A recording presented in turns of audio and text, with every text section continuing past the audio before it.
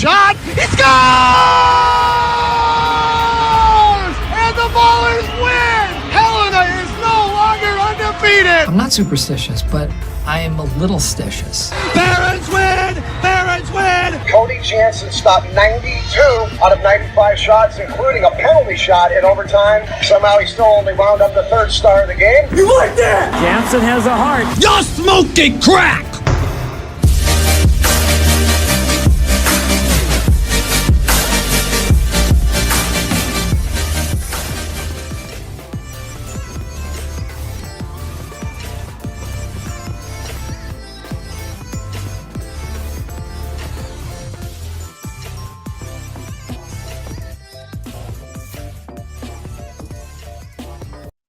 And hello, ladies and gentlemen, and welcome to another episode of World Hockey Report, another Stanley Cup Finals game day preview.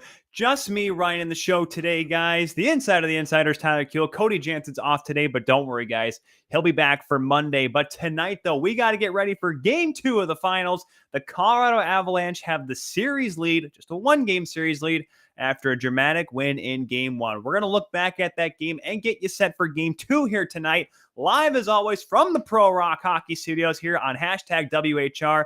Be sure to jump in the chat, whether you're watching on the Hockey Podcast Network or all of the social media platforms here on World Hockey Report, at World Hockey RPT, as well as at 12 Ounce Sports as well. Epic Plays jumping in there. Everyone's getting in the chat here early. Donnell Weaver, what up, my man? What up, Donnell? How we doing today, guys? Be sure to jump in. We'll obviously feature your comments as well. And if you ever have any questions for myself or our guest today, don't worry, throw them on there as well, and we'll ask everyone, and we'll get everyone's answers. And don't forget to jump on our hashtag question of the day as well at World Hockey RPT. Who do you think wins tonight? Make your picks in the comments as well. Matthew Esteves from Raw Charge of SB Nation coming on later on here. But do not worry, guys. We're going to get started right off the hop right away with the gentleman from the Hockey Writers. We've already had him on the show once before. He is live on the scene in Denver. Not at the arena right now, but he's heading there. He's in the hotel right now. Ladies and gentlemen, Stephen Ellis. Stephen, how you doing today, sir? I'm doing great, Tyler. How you doing?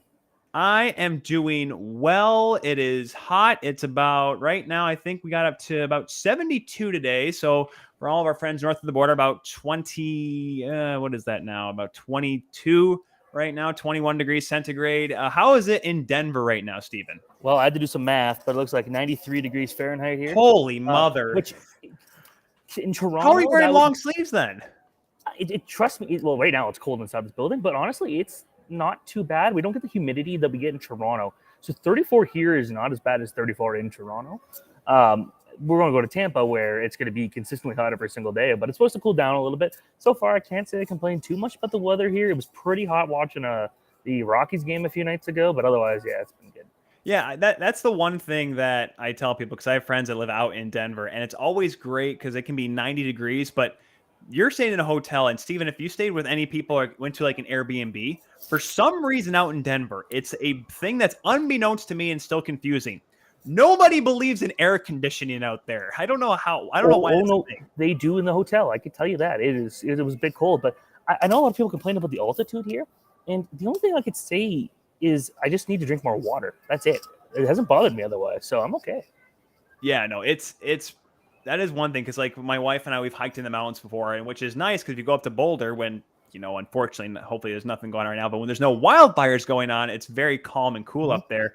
According to some of the guys and gals in our chat, it is 100 degrees somewhere. That's where Epic Plays is. I would probably pass out and die if it were 100 degrees. I'm not going there. I'm not going wherever he is. Well, how bad was it in Toronto last week, Steven? Because it got to about 35, 36 here in West Michigan, which is about mid-90s, upper 90s. Yeah, I think it was about 25 Celsius, but like 25 Celsius feels more like 30 something. I live by the water, which is nice, but it's like if you get, it's a heat trap pretty much everywhere else. My name's Stephen Ellis. I live in the east, but I live on the water. I live the high life there, Stephen. Yes, I'm very lucky, but no, it's the water part makes it really nice. It's a little cool, but I can tell you this: I've been swimming every single day possible since I got here to Denver, and I went there twice yesterday. Got hit in the face by some kid swinging a noodle around, and then some parent was like, "Oh, well, maybe that guy should have just not been standing there." I'm like, "Screw you, lady." So. Steven's having problems with. What's worse, Steven? Getting the hit in the face with a pool noodle, or getting the fire alarm pulled at 3 a.m? Oh well, we've had that. We had the fire alarm here at midnight a couple days ago, and it was like, I thought it was 3 a.m. midnight, whatever. Well, I did. What's funny because I had a 3 a.m. one at my building that took an hour and a half, and it was very annoying because I had to wake up really early. But this one was like midnight, and it was like I was in the lobby, and everyone's kind of like panicking. But then it turns out like the guys I'm here with, no one else heard it except for me. So it's like, did I make this thing up? But oh my gosh. All of a sudden, it sounds like you're all of a sudden going like American Psycho. You're just making stuff up in your head. It's great. Yeah. Showed that movie to my wife the other day. Talk about being confused. Epic Play says exhaustion's coming in. I can tell you that. 100%. Epic Play says it's 100 down in North Carolina. So that's what you got to look forward to there in Florida there, Stephen, at least down in the southeast part of the country. Mr. 12:30 in the morning flight, Stephen Ellis. Of the hockey, joining us here on World Hockey Report. Steven, let's talk a little bit about the last game. Obviously, there at Ball Arena, and the one thing I have to ask you is this. Did you join in the singing of All the Small Things by Blink-182? Well, Blink-182 is one of my favorite bands, so of course, that was easy. We Tom DeLonge, the former singer of Blink-182, actually retweeted one of our tweets with the video I took, and that was like an awesome moment for me. But yeah, that was cool. That was the one thing I was really looking forward to, and I tweeted it. I posted on TikTok, like, here's this. I've been waiting for this moment for so long. And someone's like, oh, you could have just saved the money and gone to a karaoke bar. It's like, no, because a karaoke bar doesn't have 20,000 people in it. Yeah, that place was cool. And I know there was a lot of complaints because that was, I believe, the lowest attended Avalanche game of the playoffs. But that's because there's so many media seats and a lot of empty seats. I know people are complaining about that. But that place was nuts. That was as about as loud of a crowd. And it's like going to a lot of Toronto Maple Leaf games. The crowd doesn't do anything really fun like that. So it was kind of cool to see the crowd react the way it was, and I've never seen that before. So it's fun seeing playoff hockey with full fans again. Going to Montreal last year was cool, but there was 3,000 people there. This is a bit of a difference. No. Let's be honest, Steven. They say there were 3,000 people. There were like 8 or 9. Let's be honest. For game 4, I wrote in my story. I think it was like probably at 7,000. So that seemed like it was definitely more than 3,000. Yeah, there were a few. And, of course, they all celebrated hard, according to Nikita Kucherov, after they won the finals last year. Donnell Weaver jumps in the chat saying, I will say tonight for Game 2, a huge game for both teams, but mostly the Lightning. They don't want to head back to Tampa down 0-2, but the Avalanche want to go up 2-0 on the 2-time defending champs. Steven, that's a real good point because, it was a great game. Both teams in Game 1 I'm talking about on Wednesday night here. It went back and forth, exactly what we expected. Tampa did not have the greatest game, which that's not what the Lightning wanted. Everyone kind of expected that because let's be honest, even during this entire trip to 3 straight Stanley Cups, the Lightning have only gone 6-6 in Game 1s now into the Stanley Cup Finals, losing on Wednesday night. So from your perspective, was this a letdown by the Lightning, or was this, apropos or hunky-dory, nothing else new with this team? My prediction was Colorado to win that game just because they had all this rest. They're playing at home. They got the crowd getting excited. And we know the Avalanche can really just smother you with opportunities. And that's what they did. Tampa didn't kind of go up at full speed there. And I think it was a nice boost for the Lightning to get Braden Point back. And Point played okay. Obviously, we don't expect him to play anything better than that right now. But I think that this was something where that was expected, kind of how I expected, maybe a little closer to the shots. I know a lot of people said Vasilevsky wasn't that great, but if you go look at, I believe it was Mike McKenna's article on Daily Faceoff, he pointed out, like, there was 2 goals that people were saying were soft. They were not really soft if you look into them in context. And I thought he played pretty well. Darcy Kemper, maybe not the greatest game, but he also has come back from long-term injury. Well, not long-term, but like 2 weeks away, so that was tough. But yeah, I kind of expect Colorado to come up flying. I do expect Tampa to kind of shut things down today. I think if we're going to have a game with maybe each team getting below 30 shots, this will be the game. It'll be a low event game, in my opinion. Each team kind of figured each other out. Colorado had more time to watch the Lightning too, and they said that. Jared Bednar said he studied the Toronto Maple Leafs and New York Rangers, or watching the games of Toronto Maple Leafs and New York Rangers, I should say, while Tampa was playing in those series and not having the luxury of all that time off. So for the Avalanche, that's big. We expect Cogliano has been skating with the team. We'll be interested to see if he plays. We don't have an update on Kadri, but yeah, it's just looking at that. I think Tampa will answer back better, but that was how I expected the Avalanche to start the series. And that crowd, they haven't seen anything like that since 2001, so they were pretty excited.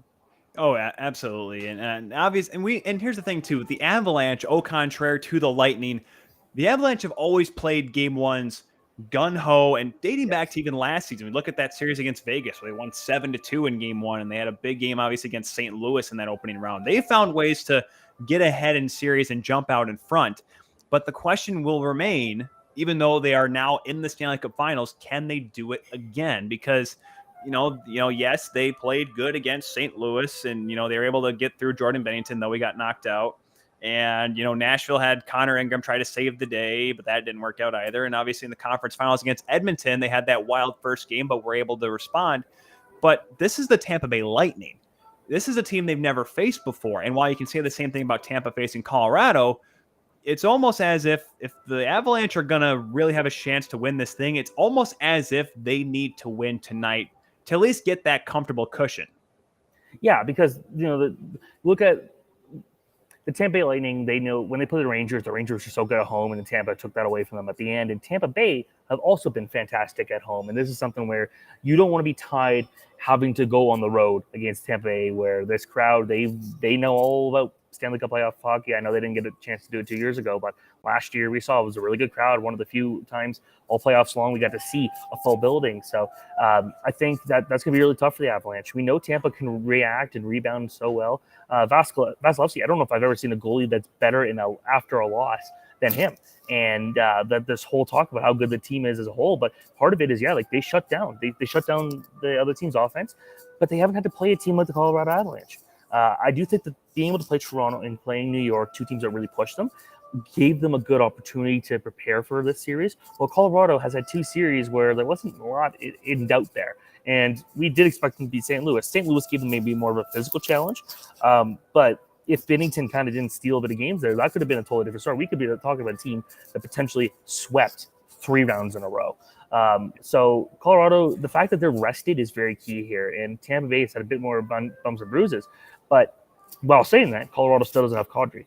And getting him, they don't even need to rush him. Winning that game gives them a bit of a security blanket where they don't need to rush him until he's really ready. But when they get him, all of a sudden they're more dangerous. So, this to me, obviously every game's a must win, but for the Avalanche, you do not want to go back to Tampa tied. You want to take the advantage, and you don't want to have to come back to Denver. You want to close this out. And obviously, a lot of you just said the done. You don't see that all on the final.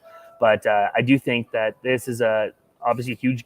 How does Tampa react? How did the Colorado Avalanche kind of stop that? And that's going to be the question for me.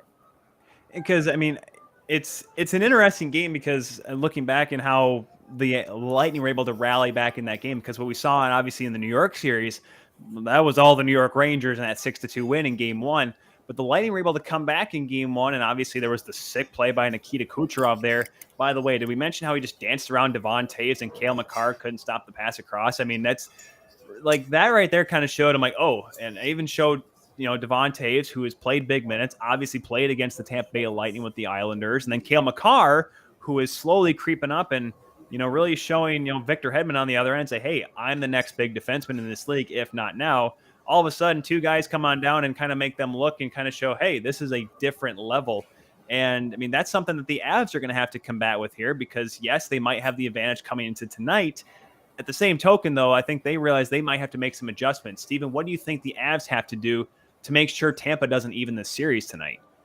Well, the Avs said they still want to keep getting a volume of shots on there because, again, the Tampa Bay Lightning, when they need to, they will force you out there. And I thought Tampa defense played a bit better in that second half of the game. That first game definitely wasn't Vasilevsky's fault why they lost, because there was a couple of bad breaks for them. And John Cooper's a really smart man. He knows what he has to do for his team. But Jared Bednar out there, this is a guy that just continues to impress everybody. He's won the ECHL level, the AHL level. He knows how to adapt to different situations. And he was saying that, just because Tampa is going to probably have to make changes, we're going to have to too, because they almost lost a game that looked pretty in their favor.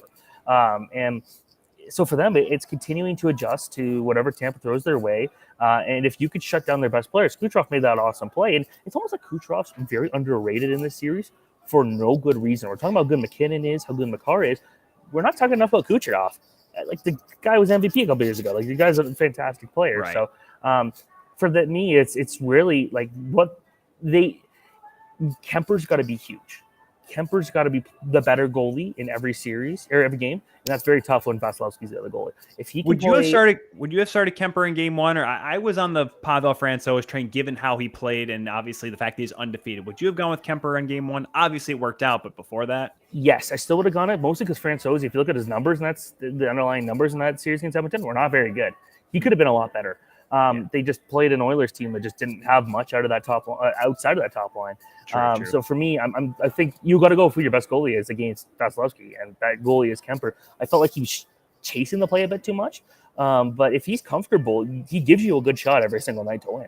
And he's not playing a lot of big moments like this, and I know the World Championship's not the same thing, but if you look at how he played in the medal rounds of that World Championship last year, when he played terrible at the beginning of that tournament, it looked like he was going to be the reason. Everyone did. Everyone. Yeah. All of Team Canada played horrible, let's be honest. In particular, it's like, this guy's going to lose the series, or lose. Like, they're not going to make the quarterfinals because of him. He's been the reason they're losing there. And then he played outstanding hockey. And I think now he's getting comfortable and the coach loves him. So I think I think he'll have to play the best game of the series tonight. Because if they win 2-0, then they just got to keep playing their game. They're going to have to keep pushing. But if they can win tonight, that's huge. That's pretty much like taking a 3-0 series lead, but it's only 2-0, because then you've just got all the momentum. It's a team that doesn't chase a lot. Right. Because the Avs have really, let's be honest, like when they fall behind, at least what we've seen in the past couple of playoff years, if they hit adversity, it's kind of tough for them to respond. They've done okay, but once again, they haven't really had that kind of test. We'll have to see what happens tonight. Do you think Cogliano gets in? I mean, Jared Bednar, he keeps saying, we'd really like to have him in the lineup. There's a good chance he might be in the lineup. How much of a difference, if he does play, unless you know something we don't know, how big of an impact would he make for the Avs? Well, yeah, right now we don't know if he's going to play. He did practice with the full team for the 2 days, which kind of does assume that he probably will play. But this is something where if I'm picking, I think he will draw back into that fourth line. That's speed you don't want to lose. And that speed is very important because the Avalanche are a fast team. They move the puck really well. You throw him in there, I think he makes the team better. But again, he's kind of in a situation there where if he's not 100%, go with the guys who are 100%. Because you do have that bit of extra breathing room. Worst case, you come back home to Denver. But, I do think that this is a guy that he's not going to contribute a lot, but he'll give you that speed in that bottom six that you need. So if I had to guess, I think he plays tonight. But Bednar will not tell us anything. That's kind of what he does. He doesn't tell anybody until you watch warm-ups, and there he is on the ice. So some people, and I'd love to get your thoughts on this, Steven. I myself, I grew up playing, and I understand the term of gamesmanship. And obviously, you followed this game about as long as I played, pretty much. What do you think of coaches holding to the vest? And some people say, "Oh, it's horrible for people trying to get ready for the game or whatever, and it's horrible for the the sports betting spectrum." But of course, that's a different discussion for a different time. What is your take on not revealing your full lineup until right now mandatory hour and a half before the game? For me, it's annoying because I like to know who's going to play, but in reality, I don't care enough to obviously there's the betting side of things and there's a lot of things that matter, but we see it at the World Championships, we see it at the World Juniors too. I'd say it's do whatever you want in that case. So I don't have a strong opinion other than it's like, if I'm writing something, it's nice to know who it is. Like, obviously, we know who the goalies are going to be for the game tonight and going forward. But you sure not putting Brian Elliott in tonight? Well, man, they brought him up from media day, and it was funny. He got a lot of interview requests. So a lot of people wanted to talk to him, but Yeah. I'm going to guess most of the stories are about so Vasilevsky, the best goalie of all time. Yeah, it's like to me, it's a little silly how coaches act on that, but at the same time, I think maybe some fans care too much than they really need to. Well, it's so funny because, if anyone who goes and actually watches warmups, I myself, I love doing it because it's something I did as a kid, going to the IHL games in Grand Rapids and get there. And as a kid, you're getting to watch, get a puck thrown to you or whatever. But watching it now and realizing that some teams will just throw 30 guys out on the ice during warmups, and you can definitely pick out like, all right, there's not a chance Connor Carrick's getting the lineup tonight. And what is Martin Marincin doing out here? Like you can just pick out the guys that aren't going to be in the lineup. But, hey, if it makes the other team think, right? I mean, once again, the term gamesmanship comes into play there. Yeah. There was one time I saw in an AHL game where they were trying to make it like trying to make the team guess who the goalie was. So for the warm-ups, I think it was, I don't remember who the Bulldogs were playing, but it was a while ago, but they sent both goalies into the crease at the exact same time for the warm-up. I thought that was pretty funny. Okay. Now you're playing the game of who was it? Was it the year Tokarski was there? No, I want to say this was late 2000s. And it wasn't the Bulldogs themselves doing it. It was whoever they played. But they put both goalies out there, and they just stood in the crease in warm-ups beside each other for a few minutes. And then they started rotating, and then you couldn't figure out who it was. And this was in the early days of Twitter where no one really understood the term of the starter's net during morning skate. No one that was not a thing back in the late 2000s. So you couldn't have like Stephen Ellis or Peter Baugh tweet out, Darcy Kemper is in the starter's net. What is that? 2010, I would say. But looking at from the other side here, you look at Tampa, and it's hard for me to say, Steven, and we're going to talk about this with Matthew Esteves here in a little bit, folks, here on World Hockey Report here on this Saturday before Game 2 tonight. For some reason, a lot of people are picking the Avs tonight. Our poll today right now, who's going to win tonight? We got about 52% saying Lightning, and I'm not shocked in the slightest because this is a team that that knows how to come back, and the best way I heard ever someone describe it as is that the first game or so, Tampa will sit there and, kind of feel out their opponent. They'll play hard. They'll play their game, but they're going to watch the other team play their game and then adjust to it as the series goes on. Florida may be the exception to that 4-game sweep here. It's almost like Tampa, especially, in that game 1, they're able to quickly turn it around and start playing their game a little bit in the second half. Do we think Tampa's really going to push it tonight, or do you think they're going to play, kind of a sort of conservative / controlling game to try to not allow Colorado to get going? So my pick is for Tampa to win tonight, but when you look at it, Tampa can match Colorado in pretty much every category. Speed, they got it. Defense, they got it. Offense, obviously we know they've got it. So anything Colorado could do, Tampa can adjust and do the same thing and try to cancel them out. It's then just, can they do what the Colorado Avalanche are doing better? So for me, I do think Tampa's going to react a lot better. And Victor Hedman said, obviously we do really well in these back-to-back or coming back from a loss, but you can't rely on that. And that streak eventually did end to the New York Rangers when they lost 2 in a row to start that series. So we know they can lose back-to-back. But the fact that when you got John Cooper as good of a coach as he is, and you got these players that are as good as they are, they can react. They want to win. They know how important it is.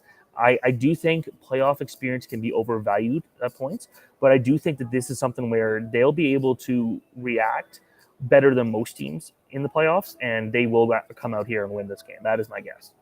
Yeah, it's hard for me not to say that either. Like I said, the folks on Twitter, that's the poll, and it's hard to disagree with it, just given the fact that, like I said, they've only lost one back-to-back or in back-to-back games in this stretch to their 3rd straight Stanley Cup final, something has not been done, of course, since 1984, when the Islanders made it to 5 straight cups, which, yes, I know there was no salary cap, blah, blah, blah, blah, blah. Who cares? It was still impressive at that time.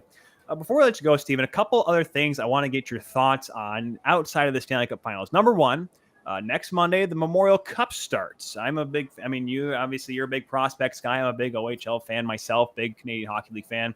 The Hamilton Bulldogs, the Shawinigan Cataracts, the St. John Sea Dogs, who are the host, and the Edmonton Oil Kings. Do you have a blind pick on who comes out with the Memorial Cup this year? See, I got to say, I haven't paid enough attention in recent weeks because of all, you see, they'll go on this. No, the OHL playoffs are more important, don't you know? My gut just says Edmonton Oil Kings. I just thought that playoff run was, I would say Hamilton, what they did in the playoff run was insane, but yeah, I don't know. I'm probably completely wrong, but I think I like what the Oil Kings are doing, and I don't know. Again, I can't say I paid enough attention in the last couple of weeks because of it. Well, of course, if you simply look on paper, they have Sebastian Cossa, who is a great prospect, and for the Detroit Red Wings, saying a great goaltending prospect, the way they've drafted over the past few years in terms of that position, it's pretty good. And every single one of these teams has won before, so it'll be interesting to see what goes down in St. John. We'll talk about that a little bit more on Monday, too, when Cody Jansen comes back here on World Hockey Report. The other thing I wanted your thoughts on, John Tortorella. He is hired by the Philadelphia Flyers. He came on saying, and I saw a recent video of him talking about how he's a lucky guy with this position and whatnot. And I've heard people defend him, Steven, saying, he's a very progressive guy despite the mantra and the easy thing to say about him that he's a dinosaur or whatever. I don't know. For me, I said this on the show on Wednesday. It's the most Philadelphia Flyers thing to happen. What is your take on Torts getting a job in the NHL again? Well, I'm on the camp of this is a guy that gets a lot out of the teams that he coaches, but he hasn't had a ton of success in the lockout era. To me, this is something where he's definitely the most Philadelphia Flyers coach I can think of for the Philadelphia Flyers. But I think this is someone where at least they'll get the players to listen. The players will, for the most part, I think, respect him very well. And that's something they need. They need a big shot, because this is a group of talent. And obviously they traded Claude Giroux, but this was a group that has a ton of talent that shouldn't have been playing basically meaningless games at the end of the season. They should have been playing there for a playoff spot. And I think having him there will be a big difference in kind of spicing things up. I'm not sure he'll be there for the full 4 years, but this is something where, he's determined to prove that he's still got something left, and let's see where it goes. Yeah, it like I said, it may be one of those things where it's like Columbus. It works for the first couple of years. Awesome. There might be one players meeting where they tell him to calm down, and it might work for a year or two, get him to the playoffs, but a cup, I don't know. Is he a Stanley Cup winning coach? I don't think so. He won in 2004, and a lot has changed since 2004. Yeah, if you ever want to know how long it's been since Torch was there, guys, that was the last year ESPN had to deal with NHL before this season. That's how long it's been. Freddie Modine. Also, Nikolai Havigula could smoke cigarettes on the bench during morning skate. That was also 2004 for a fun little story there. We'll talk a little bit more about the Lightning, this year's Lightning, when we come back from break. But we've been chatting up here with Steven Ellis from the Hockey News, live from a air-conditioned hotel in Denver. Steven, thanks again for jumping on, man. Have fun catching that red eye after the game tonight. Hopefully we don't have overtime again. Oh, boy, that'd be problems. At least this game is 6 o'clock local. That's nice. That is true. Hopefully Samantha Pell doesn't jinx you too much there. Steven, you take care, friend. We'll definitely keep in touch and maybe check in down the line. Perfect. Thanks so much, Tyler. And we'll be back with more, guys, of World Hockey Report with Matthew Esteves right after this.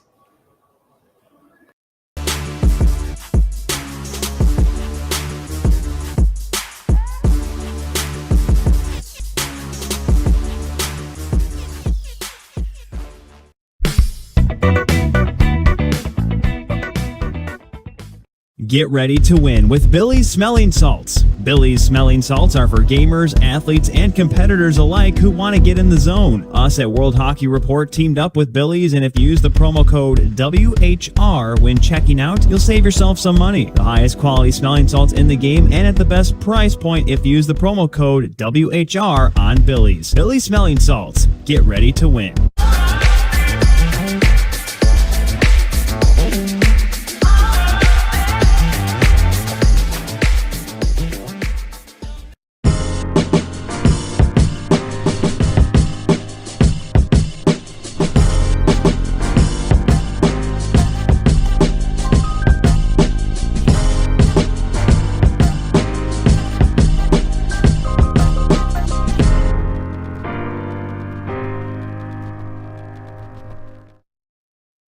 Hockey fans, the pursuit for the Stanley Cup is on, and DraftKings Sportsbook, an official sports betting partner of the NHL, has an unbelievable offer for the most exciting playoffs in sports. New customers can bet $5 on any team to win and get $100 in free bets no matter what, win or lose.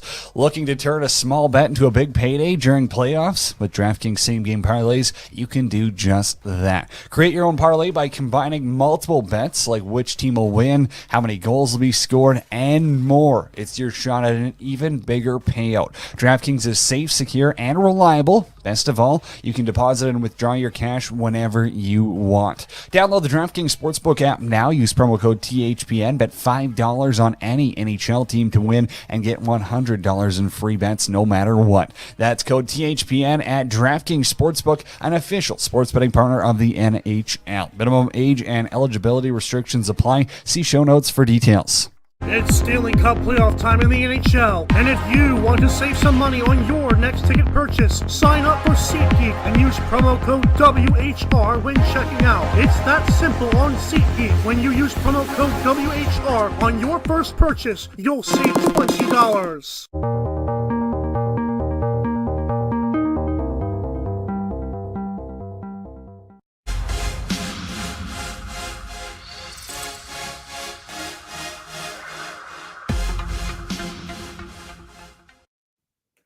And welcome back, everyone, here to World Hockey Report here on this Saturday edition of WHR, getting ready for Game 2 tonight of the Stanley Cup Finals. Avs leading the Bolts 1-0. We'll get to our guests here in just a moment, but thank you all very much, as always, for jumping on the show. And I got to remind you guys that Stanley Cup playoffs means WHR OT Challenge. That's right. Presented this year by Player. Whenever a playoff game goes to overtime, just like Game 1 when Andre Burakovsky was the hero, you have to go and hop on Twitter and use the hashtag WHROT Challenge. Pick players for both teams and be entered to win an awesome World Hockey Report prize pack from Player. Hammer down on hashtag WHROT Challenge.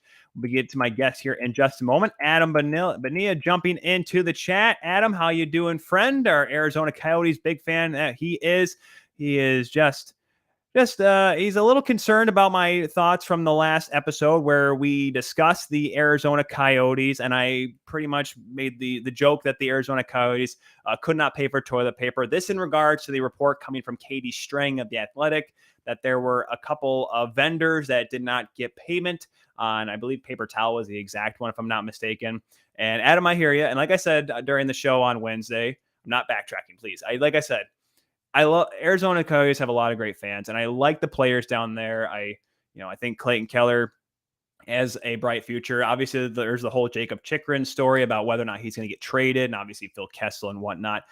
I just, for me, Adam, it's the ownership group, the Gutierrez. I know that they put money into this, and there is the deal with Tempe. I think this is something we'll get a little bit more to, Adam, after the season when we start talking about a lot of off-season news, when I think this story will really pick up too with the ongoing discussions.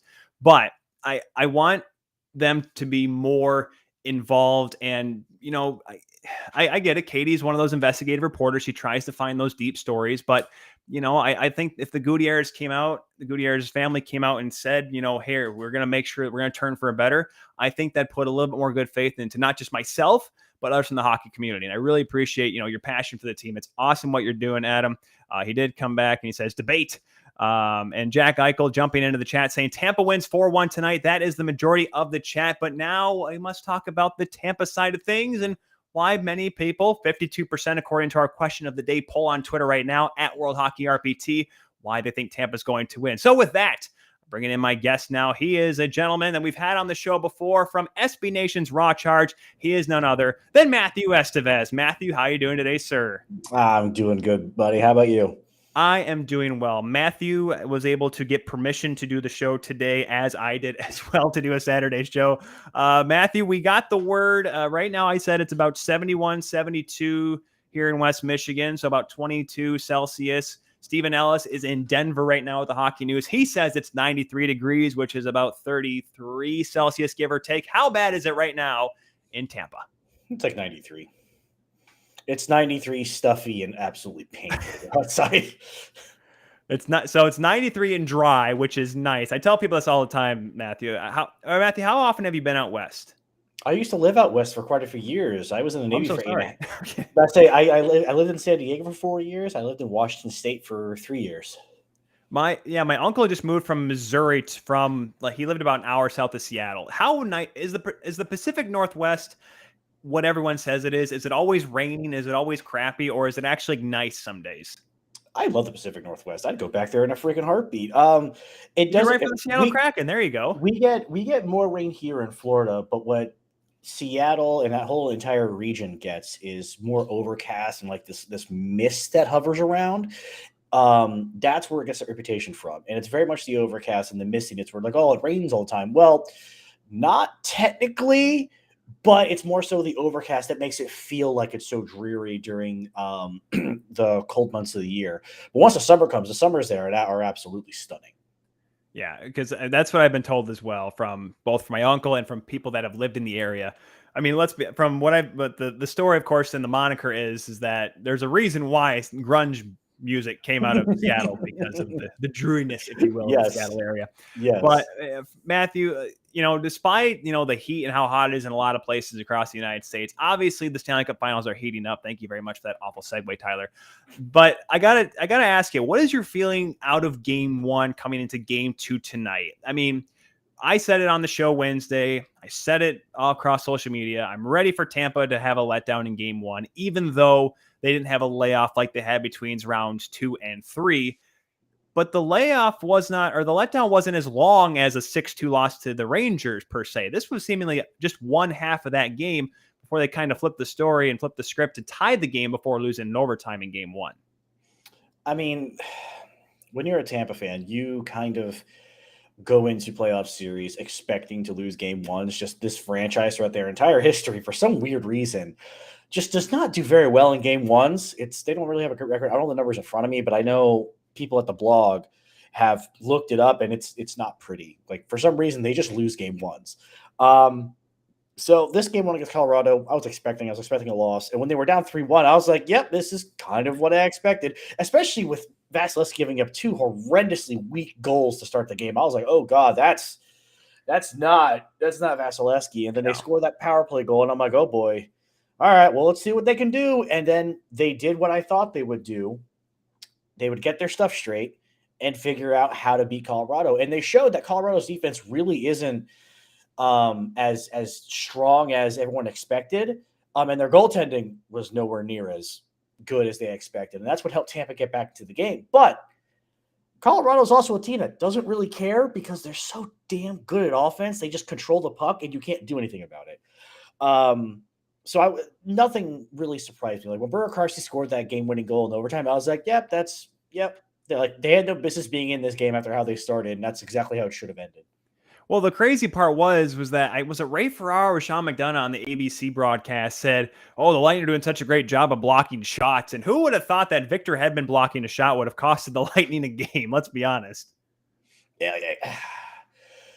Those are the plays that when you look at them, you want to analyze them, but when it comes down to it, it's a broken play that went Colorado's way. That's really what it comes down to. I mean, Nick Paul's goal was kind of a broken play that went Tampa's way. And shoot, Paul barely even touched the puck. It was more Eric Johnson's fault that the puck actually went in the net. And those things happen. And that's why I was just like, all right, move on to the next game. The positives was that Tampa really kind of figured out how to approach Colorado to a certain extent as the game went on, but that first period and a half was ugly. And I mean, I've said it before, like they can't afford to lay eggs against this Colorado team because all they need is a sliver and it's over. Yeah. I mean, this is a good team, and there's a reason why they outshot them by such a wide margin. 38-23 were the final shots on goal, because this is a Colorado Avalanche team. Like I mentioned earlier with Stephen Ellis, vice versa. They find a way to come out and play hard in game ones. By the way, I looked it up. At least through the run to these 3 straight finals, unless you want to go back to the series against Columbus, they are 6-7 in game one, Stephen or Matthew. So it's obviously not great. Obviously, they were a little bit better in 2020. Of course, we all remember one particular game against Columbus that literally I love telling the story. My brother and I were playing golf. We started playing golf at the beginning of the first overtime. We played 18 holes before the game was even over. So that's with the Braden Point story. Talk about Braden Point a little bit, though. He comes in the lineup. It's been a minute since we've seen him, obviously, since the Toronto series. And, or at least since he's made an impact. How do you think he played? And at least how do you think John Cooper really platooned him in his first game back, coming back from injury? I thought Tampa did the right thing at kind of controlling his minutes a little bit in that game. Point definitely looked healthier, way healthier than he did when that injury first happened. But I still feel like there's something there. that's maybe lingering that he's probably fighting through. We'll see. I mean, he's come back from stuff before that's made us go, oh, never mind. So, like I said, we'll see. But Tampa's not winning the series unless Point actually becomes the impact player that we know he can be. And throughout this entire season, even the regular season, he hasn't been the Point from the past few years. I don't know if it's just been a bad year or if just been an underlying injury that we don't know about. I have no idea, to be honest. But we're not winning the series without him like elevating himself, and we very much need that. So I expect him tonight to get more minutes, to try to push the pace as he normally does, and be the Braden Point that the Lightning know he can be. And I mean, that's 100% true, because he is a guy that when he's on, with him with Kucherov, they're a pretty good tandem. I think, Matthew, you probably know that more than anyone, but you mentioned Vasilevsky, and yes, those first 2 goals go in. Some people say, oh, if you look at the plays and how they got set up, and I'm like, well, sorry, this is a Vezina caliber goaltender and let's be honest, a potential Conn Smythe winner, knock on wood, going into this series, allowing 2 goals that he typically doesn't give up. Now, granted, we all remember that 6-2 loss against the Rangers, and we can say, okay, that's just 1 game, now 2. But the way he was able to bounce back within that game, and that just shows not just how good Vasilevsky is as a goaltender, not just the ability, not just the way he plays, but the amount of focus and understanding the magnitude of the situation, and being able to not just thrive with it, but, kind of calm himself down, because you don't just make 34 saves against an offense like the Colorado Avalanche on pure luck. He was able to step up and make some big saves. And let's be honest, he made a couple that, really helped Tampa to simply get to overtime and have a chance to win. Yep, and that's why every Colorado fan and the Avalanche themselves should be terrified if he actually ends up shutting them down offensively, because he's done that to damn near every single team he's gone against. Yeah, he might have a rough game here and there. Let's remember the first game against Toronto. That was an absolute onslaught and stuff. But this is Andrei Vasilevsky. He's the best goaltender in the playoffs until proven otherwise. When it all came down between him and Shesterkin led in 2 goals. Vasilevsky led in 1. Yeah. It seems like it's what it is. But I don't know. The crazy part was in that game too, like everyone's looking at the big matchup, right? McKinnon, Landeskog, Stamkos, Kucherov, Hedman, and the pair of Makar and Devon Toews. But it's Andre Palat stepping up for Tampa. It's Gabriel Landeskog, of course, scoring as well. But you get a goal from Valeri Nichushkin, who's having a great playoff, Arturi Lehkonen. And I got to ask, did you get a little minor twitch when Andre Burakovsky scored the overtime winner? No, 2018 wasn't too long ago for you. It doesn't. It's irrelevant to what is now. His goal came off a broken play. Most times it doesn't happen. So it's just like, all right, move on. It's not like Burakovsky's a bad player. He's a fantastic player. It's just he was in the right spot at the right time. And hey, that's how playoff hockey breaks sometimes. It doesn't all the things from the past don't really matter when it comes to this point. Yeah, and that is true. And some people, like I know myself included, us in the media, we like to try to find ways to stir things up. And, of course, Steve and I just mentioned how, oh, yes, John Tortorella, the Stanley Cup winning coach from 24 years ago, or not 24 years ago. Oh, my gosh, 18 years ago. Getting my years mixed up. No. Well, actually, I got to ask you about that, Matthew, before we go too much in. What do you think about Torts? Yeah? I just... Do you think he belongs to get? Do you think he deserves to get another job? I guess the big question. Torts is not a bad coach in any way, shape, or form. It's just Torts is Torts. Like he has adapted. Admittedly, he has adapted. And outside of hockey, Torts is a fantastic human being. But Philadelphia's problems aren't coaching. Philadelphia's problem is the roster. The roster's got a lot of holes in it. It's got a lot of underperformance and a lot of contracts that really aren't that good. And yeah, Torts will probably get them to play a more structured style of hockey that'll help them win games. But is it really going to make much of a difference? I don't know. I really don't. I don't think Torts is going to be like the big answer to help Philadelphia. I really don't. Because at the end of the day, it's like I look at that roster. I'm like, who is going to drive the offense for that team? Who? They just lost their captain. Yep. And he's probably not coming back. Like, who's going to drive it? They don't have Voracek anymore.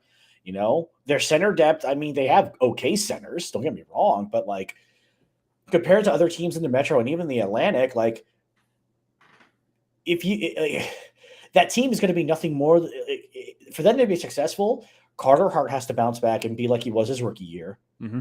And their defense has to be locked down. That's the only way they're going to win games. They don't have the offensive firepower to match up with a lot of the high-powered teams in the Eastern Conference. So it's like Torts has never been known for that. So is that really going to address it? We'll see, but I'm not that confident. At best, they might be a bubble team. Who knows?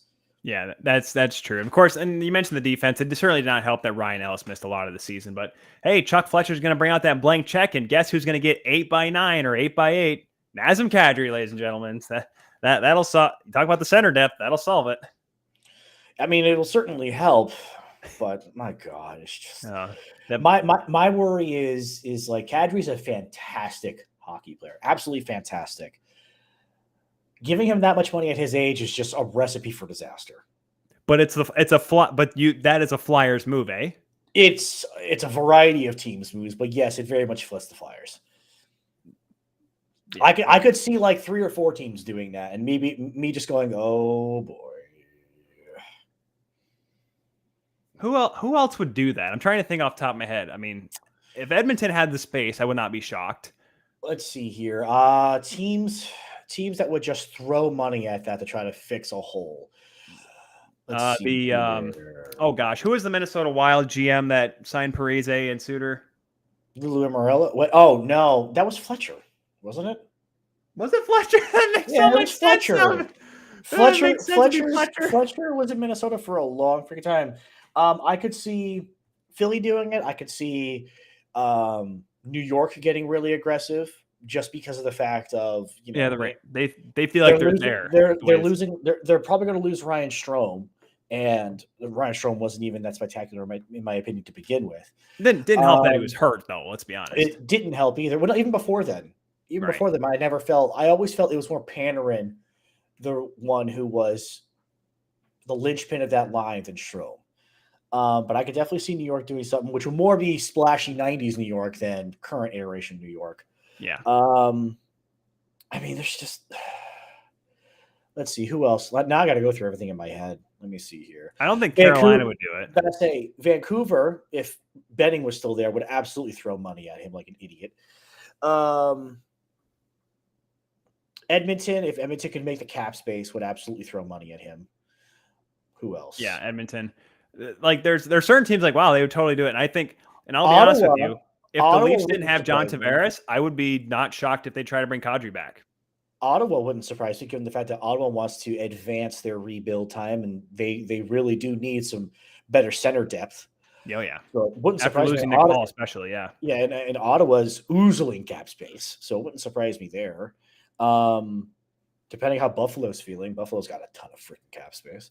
Well, Buffalo tried that, remember? And Taylor Hall made it, not even half a year? Well, yes, but he also got traded, but he also did that for a reason, which ended up backfiring on Taylor Hall hilariously. Well, it backfired, then he got traded to Boston, and like, oh, wait, this is, I remember how to play on a good team. I did that in Windsor. That was fun. No, but yeah, it's going to be interesting to see what the Flyers do with the alleged blank check. I don't mean to get you a little spooked there, Matthew, but right now our question of the day of who is going to win tonight for Game 2, it is evened up 50%, 50-50 between the Avs and the Lightning. So, people expect this one to be a close game tonight. Going back to the series here before we go too many farther tangents on today's program, what do you think about tonight's game? What does Tampa need to do to get back and tie this series before going back to Tampa? Because Colorado's going to play desperate because they know they don't want to lose home ice advantage going back to Amalie.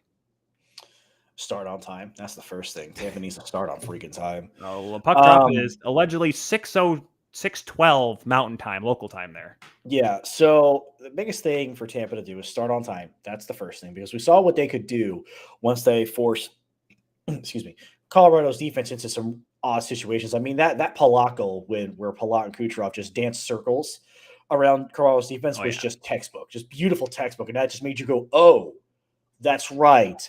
They know what they're doing here. They're pretty good. Yeah. So anyone thinking Colorado's going to run away with it, that game one should show you, okay. So, and obviously Vasilevsky returning the form and not letting in 2 horrendous goals to start the game, it would be a great way to start. And given his track record, he'll be fine. But the biggest thing is they need to start on time. And the defense, specifically for Tampa, needs to position themselves differently because Colorado is fast on every single line, faster than any team they played before, even Toronto. And they're going to use that. They're going to use it. They get behind you and dance circles around you. Tampa needs to position themselves to keep them to the outside and make their lives difficult. Colorado obviously is going to fight against that, but that's the best way for Tampa to actually play them. Can they do it or not? It remains to be seen. They did a decent job after they were down 3-1 for majority of the game.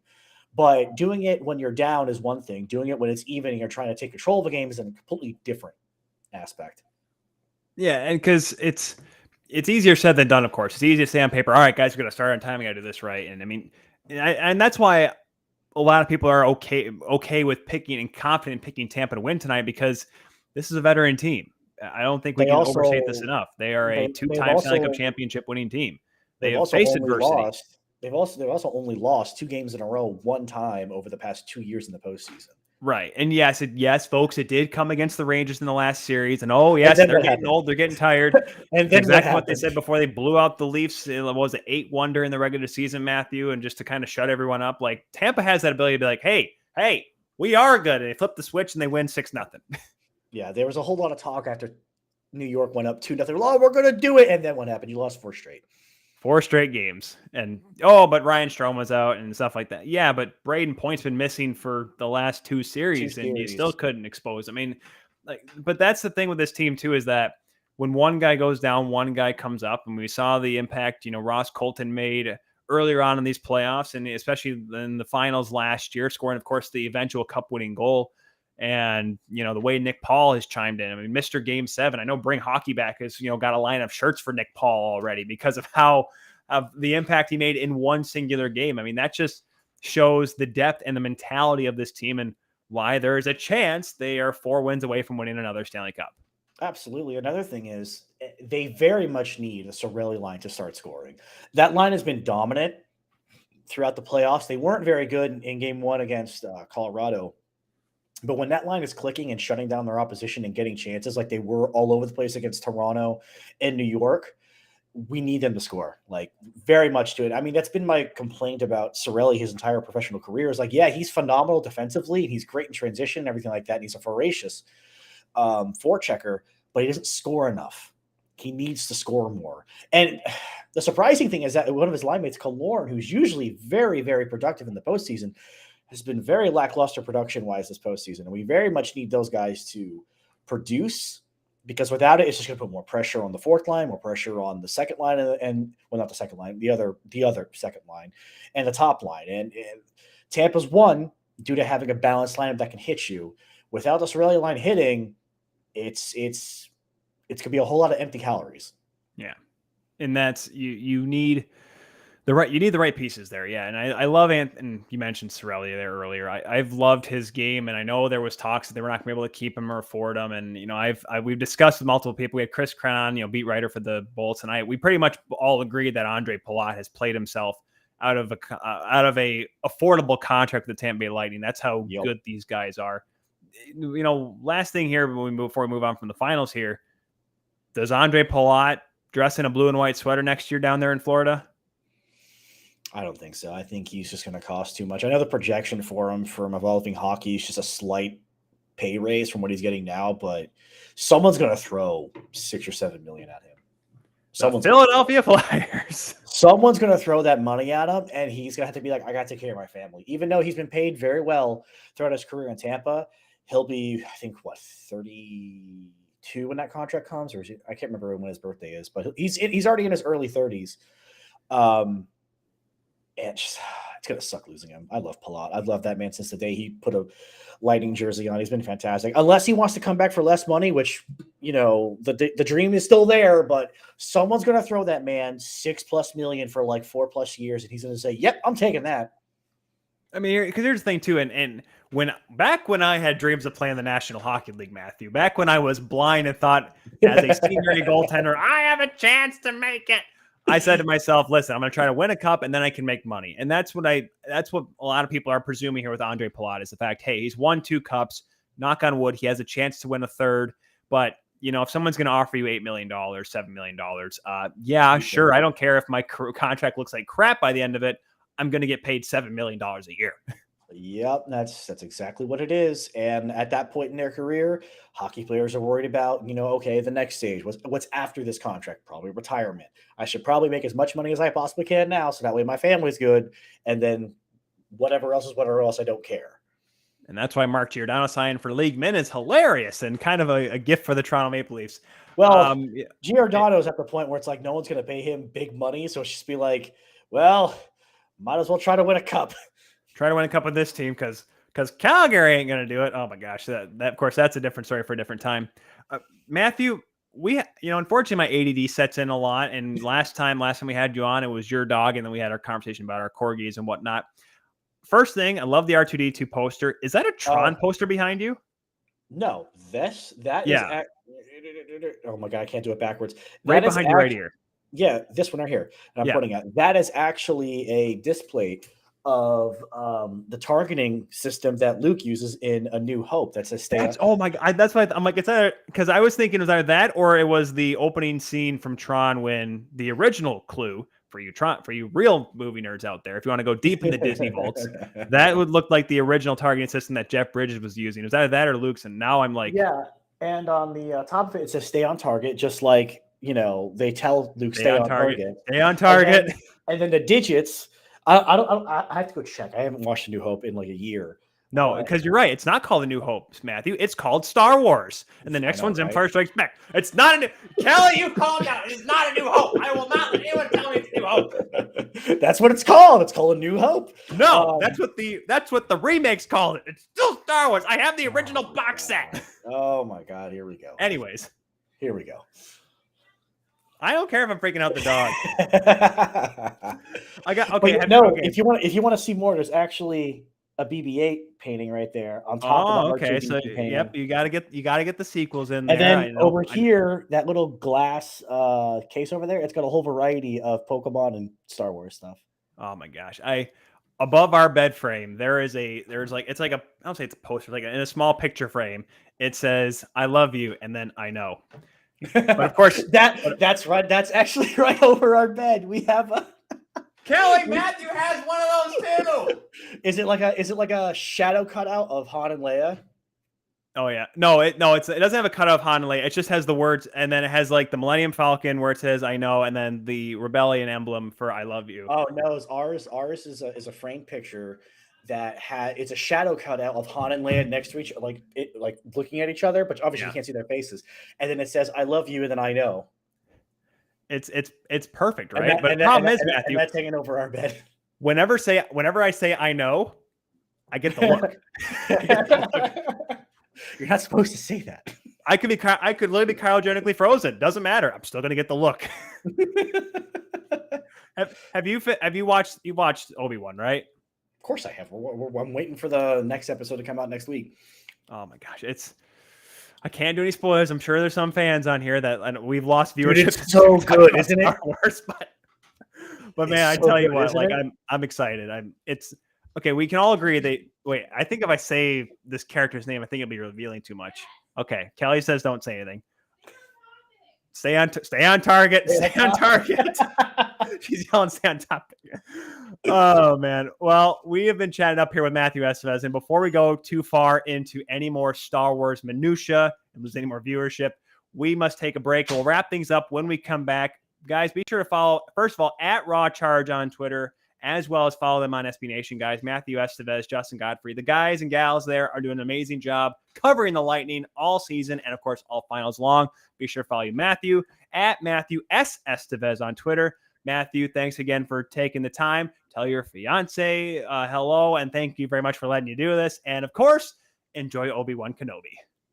Absolutely. Thanks for having me, Ty. And we'll be back more, guys, with World Hockey Report right after this.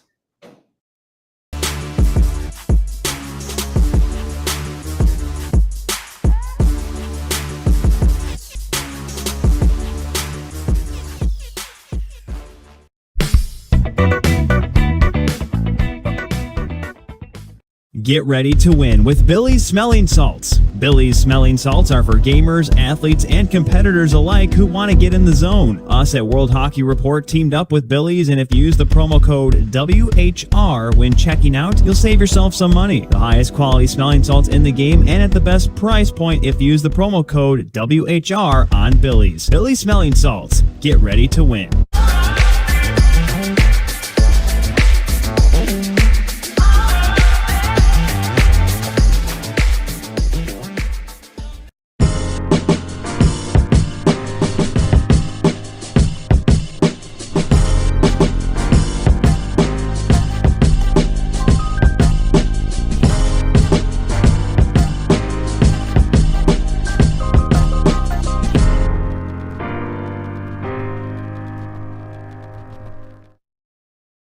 Hockey fans, the pursuit for the Stanley Cup is on, and DraftKings Sportsbook, an official sports betting partner of the NHL, has an unbelievable offer for the most exciting playoffs in sports. New customers can bet $5 on any team to win and get $100 in free bets no matter what, win or lose.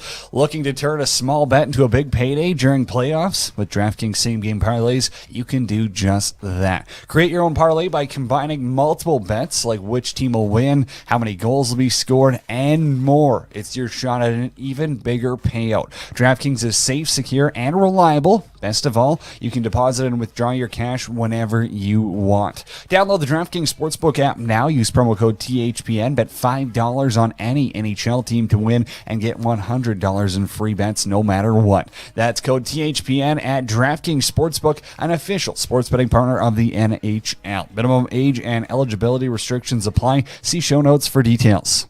It's Stanley Cup playoff time in the NHL, and if you want to save some money on your next ticket purchase, sign up for SeatGeek and use promo code WHR when checking out. It's that simple on SeatGeek. When you use promo code WHR on your first purchase, you'll save $20.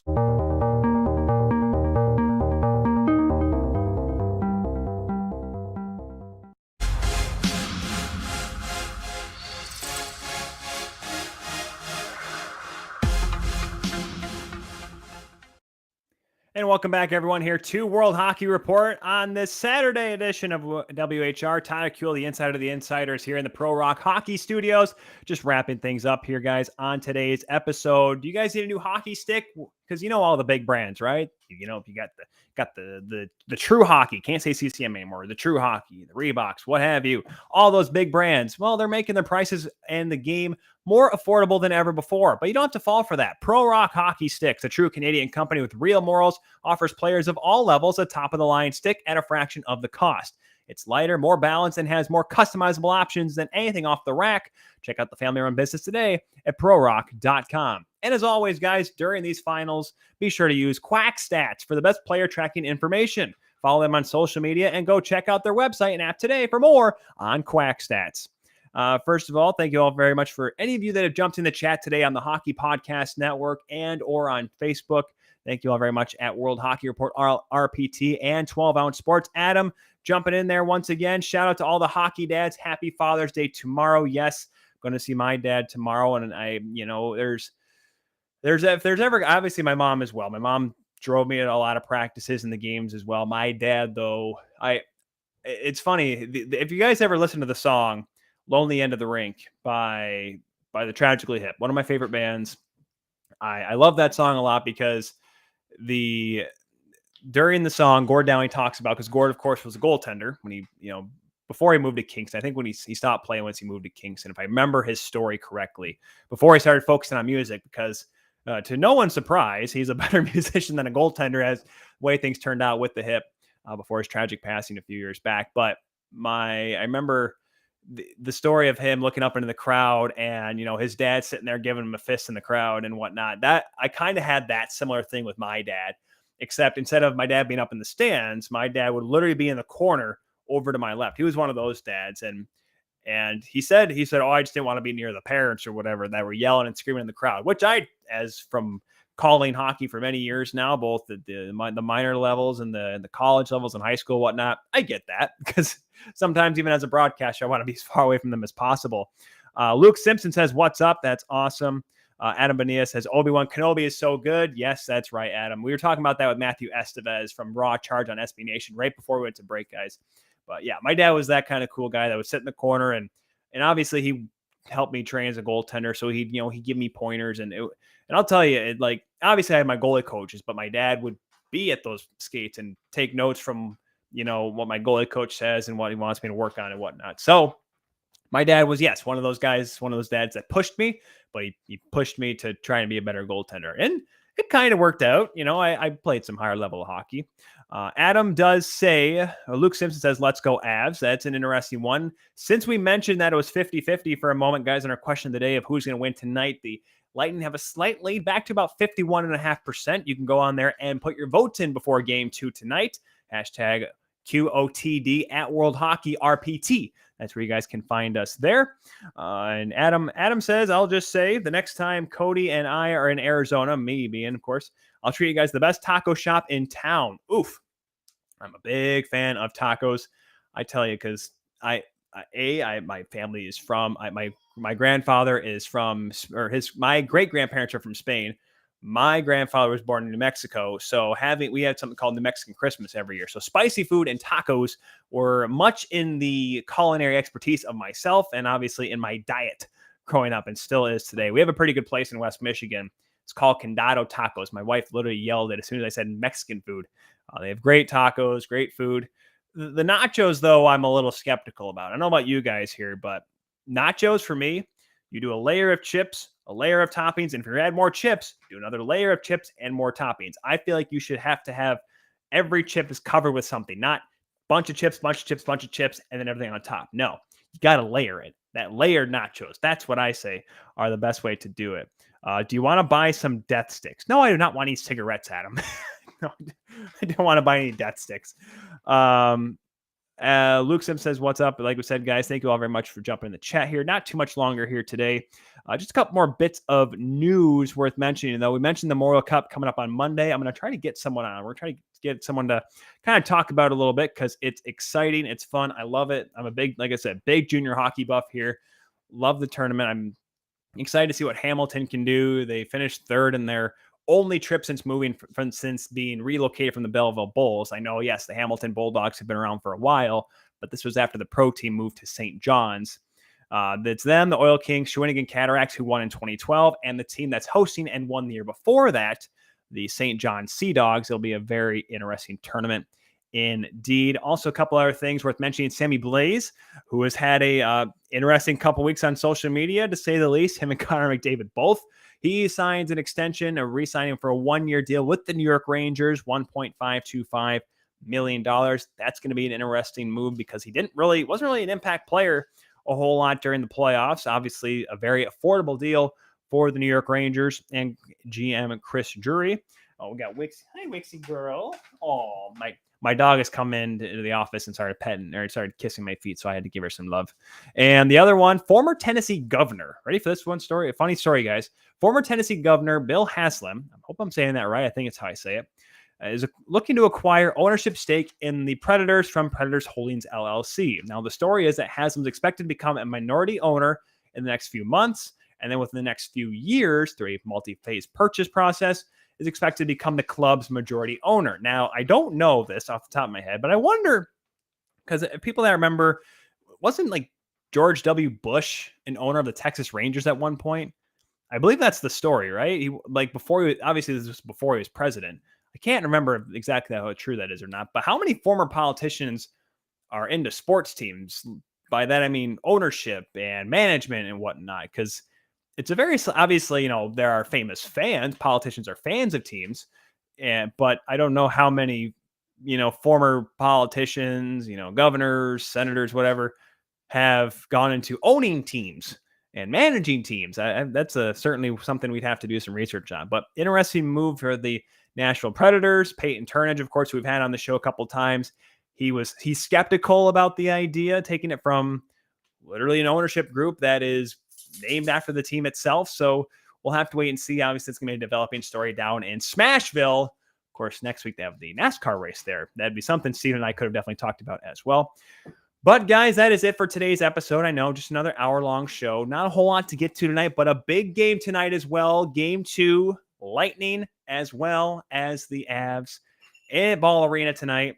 Wixie's not going to get on screen, hon. No, she really going to, no, we do not need the dog on screen. I'm trying to finish up here. You want me to go another 10 minutes? Okay. Oh, my dog is so cute. Anyway, sorry. ADD's kicking in there. But like I said, game 2 tonight, 8 o'clock Eastern time, 6 o'clock local time there in Denver. We'll be back Monday, guys. Same time, 1 o'clock Mountain time, 3 o'clock Eastern time. Cody and I will not be in my little ProRocc suits. I'll be remote. I will be on vacation with the family, but I will still be on the show. It'll be exciting. I'll be in I don't know, it won't be a beach setting, but I'll be in a nice little maybe backdrop. Maybe I'll get some lake view. We're going a couple hours north here, Grand Rapids to Manistee. So that'll be fun and exciting to be with. But like I said, we'll talk about that. We'll talk a little bit about the Memorial Cup, of course. And we'll get ready. We might have a Twitter Spaces tonight as well following game 2. So be sure to stay tuned and follow us at World Hockey RPT on Twitter, guys. Also follow us on Instagram, Facebook, and TikTok as well. Yeah, be sure to stay tuned because you can maybe get involved in the conversation a little bit more in game 2 reactions tonight after the game. Hopefully it ends before overtime, but you know what? I don't mind a little free hockey, don't you?